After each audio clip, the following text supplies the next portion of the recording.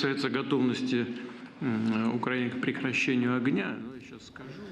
რაც შეეხება უკრაინის მზაობას ცეცხლის შეწყვეტაზე, პირველ რიგში მსურს მადლობა გადაუხადო პრეზიდენტ ტრამპს, რომ ამდენ დროს უთმობს უკრაინის საკითხის დარეგულირებას.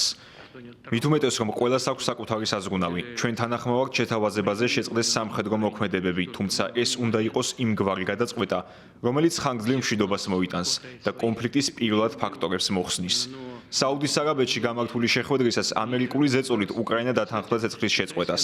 რეალურად ეს უკრაინულ მხარეს უნდა ეთხოვა ამერიკელებისთვის ზავი იმ სიტუაციიდან გამომდინარე, რაც ხმელეთზე. და როგორია ვითარება იქ? ალბათ ნახეთ, რომ გუშინ კურსკის ოლქში ვიმყოფებოდი, სადაც მოვისმინე გენერალური შტაბის ხელმძღვანელის ანგარიში.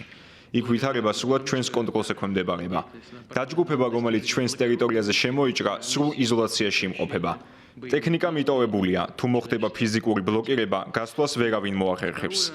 ასე რომ უკრაინის მხრიდან კარგი იქნებოდა ზავის მიღწევა 30 დღით მაინც და ჩვენ მევხროვით ამას, თუმცა ამასთან არსებობს გარკვეული ნიუანსები. საკითხავია, როგორ მოხდება ადგილზე ვითარების ვერიფიკაცია, რომ მსგავსი არაფერი განმეორდება. იმედია საღი აზრის ფარგლებში ყველას ესმის, რომ ეს სერიოზული საკითხია.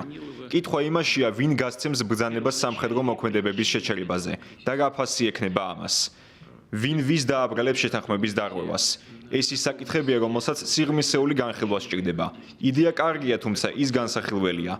საჭიროა ამერიკელ კოლეგებთან საუბარი. შესაძლოა პრეზიდენტ ტრამპთან დარეკვას და საკითხის ისე განხილვაც. თავად იდეას, რომ ყველაფერი სამშვიდობო გზებით დასრულდეს, მივესალმებით. Украинской стороной.